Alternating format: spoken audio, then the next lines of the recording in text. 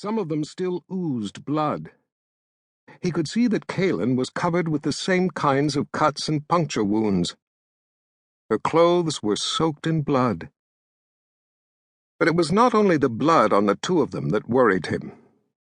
Damp air rolling in under the tarp carried an even heavier smell of blood from out beyond the men. There had been people with them, people who had come to help them.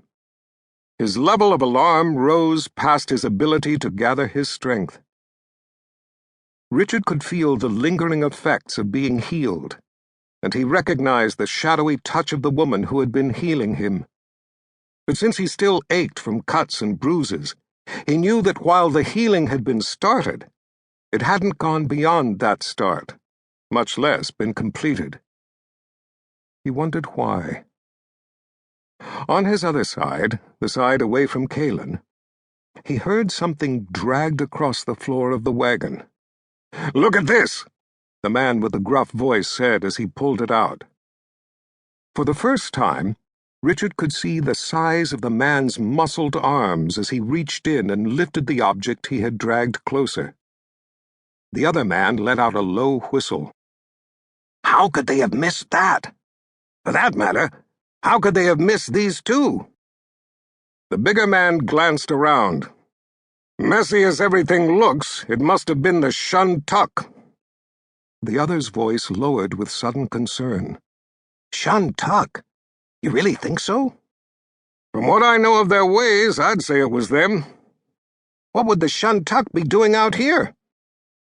The big man leaned toward his companion.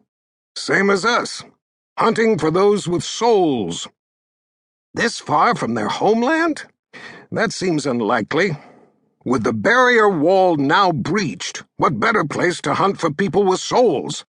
The Shun-Tuk would go anywhere, do anything to find such people, same as us.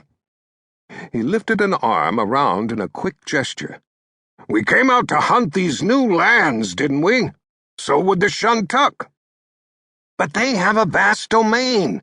Are you sure they would venture out?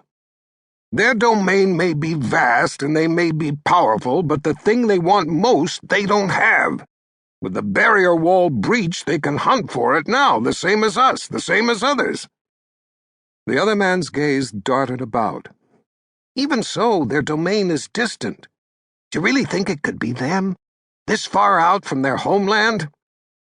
I've never encountered the Shun-Tuk myself, and I hope not to. The big man raked his thick fingers back through his wet, stringy hair as he scanned the dark line of trees. But I've heard that they hunt other half-people just for the practice, until they can find those with souls. This looks like their way. They usually hunt at night. With prey out in the open like this, they strike fast and hard with overwhelming numbers. Before anyone has time to see them coming or to react, it's over. They usually eat some of those they fall upon, but they take most for later. Then what about these two? Why would they leave them? They wouldn't.